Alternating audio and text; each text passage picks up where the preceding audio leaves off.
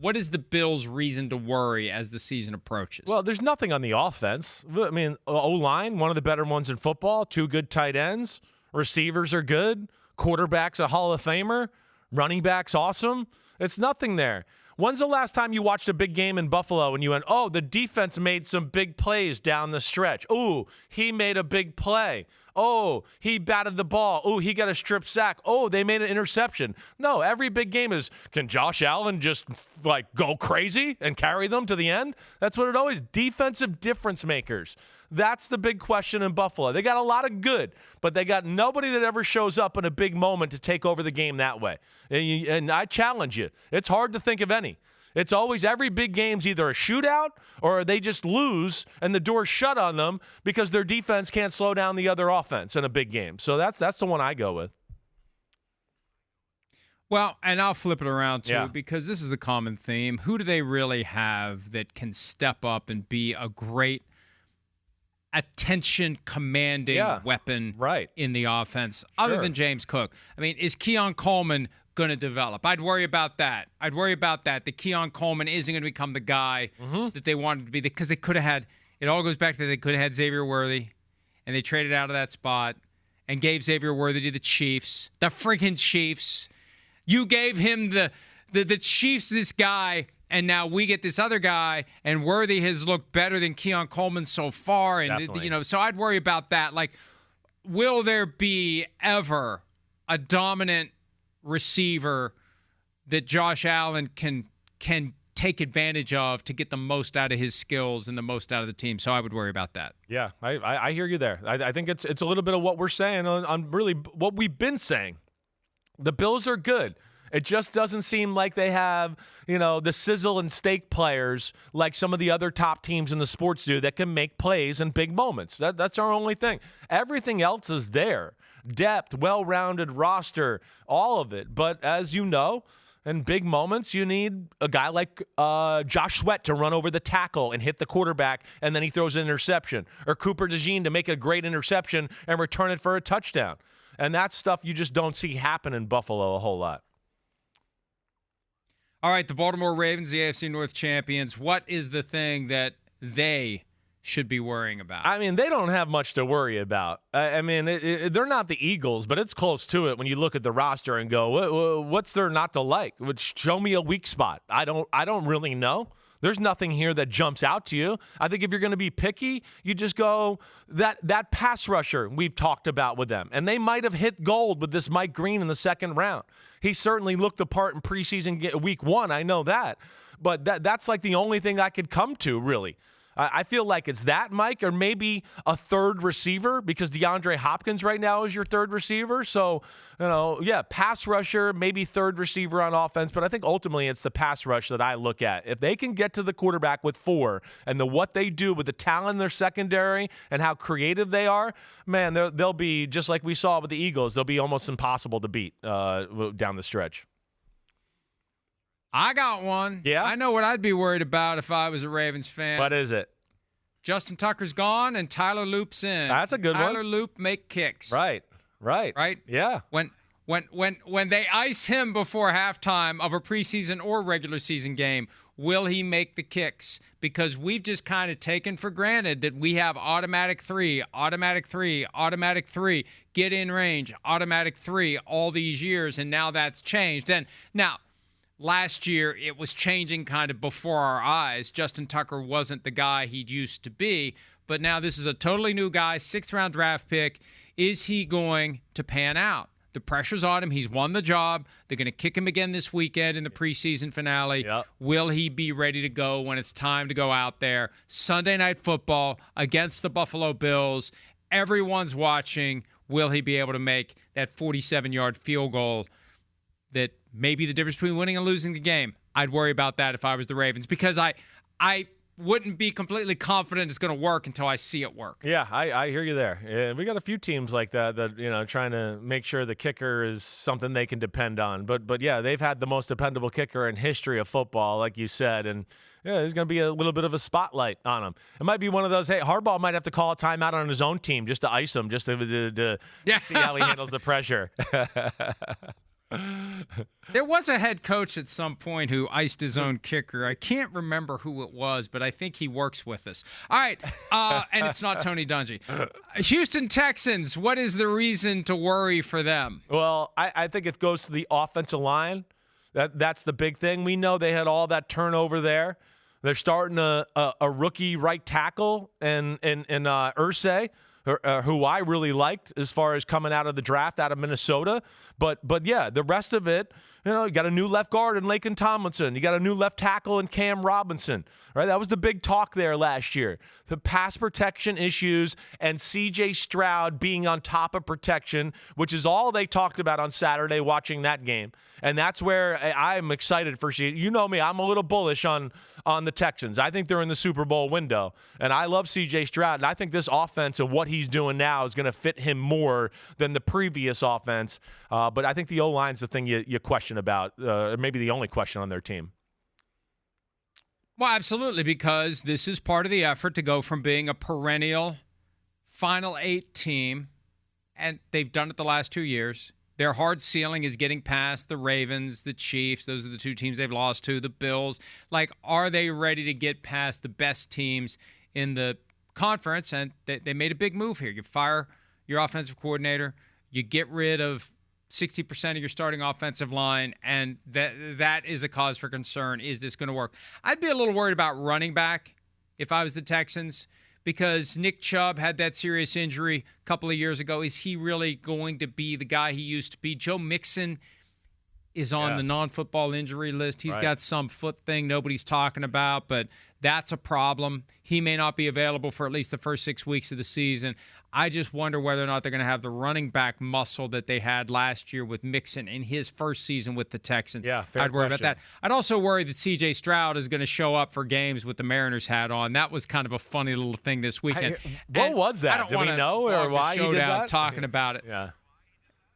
He's got a collection of hats, and he put on a Mariners hat. Never mind the fact that the Astros entered the day Saturday a half game ahead of the Mariners in the AL West, and they are the arch enemies now of the Astros. So if you are a Texans fan, you're likely an Astros fan, and you see C.J. Stroud walking in with a Mariners hat, and you're thinking, what the hell is this? Yeah, sure. So it's funny, and hey, wear whatever you want to wear. But when you're that quarterback of the local football team, there's a certain amount of pandering that is expected as it relates to the other sports teams in town. Yeah, definitely. Well, yeah, you're the quarterback of the team. Usually, you live in that city, and you're part of the city, and you want to be a fan of the other teams in the city. So I get it. I didn't know if there was he knew somebody on the Mariners or whatever, but yeah, that was a little bit of a self-inflicted wound there by C.J. Stroud. Yeah. It was funny, and if people get mad that it's a story. It's like, hey, the fans are legitimately upset. And, I could understand it if I'm a Houstonian and I'm not just a football fan. I'm a fan of all sports.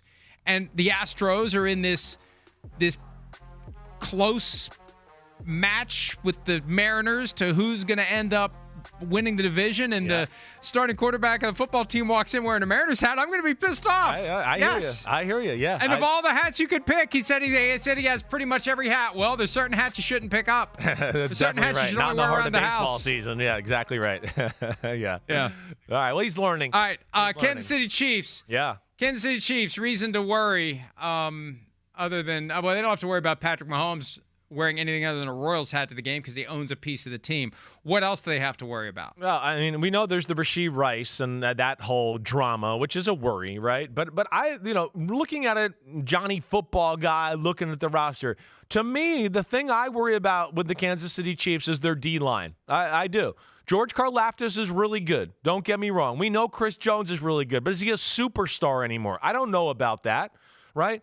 And then who else is there? I mean, Mike Pennell, he's kind of been a little bit of a journeyman for a while. He's done a good job, but this is a team that doesn't have a lot of issues on their roster. There's a lot of good there, but I didn't get the sense, or I don't get the sense, that their front four can just hold down the fort against some of the better offensive lines in football.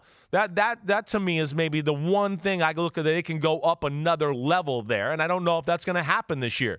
But like you saw with the Super Bowl, and that's why the Eagles are a tough matchup for them, because, hey, the Chiefs, they crowd the line of scrimmage. That's what they're famous for. They give their defensive linemen advantages that way. I don't think their defensive line is the type of line that if you just said, like the Eagles do, hey, we're going to play the same defense, front four, just control the run game and pass rush all game long. I don't think they can just do that anymore. I don't. So that's one area of their team I look at to go, I'm not overwhelmed by that aspect of the roster here in Kansas City. I'm going to go bigger picture. If I'm a Chiefs fan, I'm just generally worried that it's ending. And I don't think it is, but I'd worry that it is. Yeah. I'd worry that the Bills and the Ravens have closed the gap. I'd worry about week 2 going to Philadelphia and getting my ass kicked potentially again. I'd worry about it. I'm not saying it's going to happen, but I'd be very worried about it. This would be, now look, they got 3 Super Bowl trophies, but you're always going forward. And going forward, I'd just be uneasy about everything. And more specifically, like, is Josh Simmons going to hold up? I mean, maybe he will. Maybe he'll be great. But, left tackle, fairly important. Like, there are little micro things you can come up with. Sure. But big picture, I would just be like, man, it was sure fun having those 3 parades and championships and Super Bowls. And this has been great. It's a great ride. And we still have Patrick Mahomes. But I would just have this nagging sense that it's potentially ending. I hear you. Or it's going to require the kind of retooling that may take a little while. Right. Yeah, I mean, the Patriots did go 10 years between number 3 and number 4. How much heavy lifting needs to be done to replace Chris Jones, Travis Kelce, because that's coming. Yeah. Are we ready for what's coming? What's coming is the Eagles are better than us right now. And the Bills and Ravens may be as good as us, and we may have to take a couple steps back in order to take multiple steps forward. That's what I would be. I would just be worried about where we fit right now in the hierarchy of the best NFL teams. Yeah, and they still may win the Super Bowl. I still may pick them to win the Super Bowl, but I would worry about that. Yeah, I know. I'm not picking them to win the Super Bowl this year, and I don't think they're as good as the Ravens. And I think you're saying the right things. And, hey, with Rashee Rice, who could get suspended for double-digit games, now you're back to, okay, I know Xavier Worthy made everybody feel good in the Super Bowl when the game was over and he put up some stats, but is he really the guy that we can go, hey, he can be a number 1 take over the game kind of guy? Hollywood Brown, yeah, it's a good name and all that, but we haven't seen big time play from Hollywood Brown in a long time either. So there's some things there. And yeah, what I said about the D-line, it's not that it's bad, but you just look at it and go, ooh, I don't know if it's one of the top ones in football anymore. That's for sure, right? And that's why they have problems with a team like Philadelphia, because they have to usually they can play at the line of scrimmage, help their D-line. Spagnuolo can do all these crazy blitzes and defensive fronts. And then they can go, wait, our corners are really good, so they can play man on the outside. But a team like the Eagles is like, nah, you can't play man on us every play on the outside. I don't care who your corners are. We got A.J. Brown and Devontae Smith, and it puts them in a bind that way. It really does. And, yeah, so I think we said there's a few things here to worry about with the Chiefs going into this season. You mentioned Rice, and I know we need to take a break, but I'm curious if you've gotten any feedback, because I know I have from people in the league about the fact that this Rice thing isn't going to be wrapped up by week 1. There are people who are apoplectic. They're shocked, this right? is not done by week 1. It's right. Bad optics. It's a bad look. The standard practice, and Chiefs fans, they've been up my ass for 3 days because, you hate the Chiefs. Well, I picked them to win every Super Bowl since 54, so I must really hate them. But this is different from what we usually see. All business is handled by week 1. We've known for months that this is out there. And the moment that he pleaded guilty, they should have set a hearing not that day, for that day, but on that day, they should have picked the day for the hearing so it would get done by week 1, because that's what ordinarily gets done. And people are just like, what the hell is going on here? I assume it's incompetence, not malfeasance.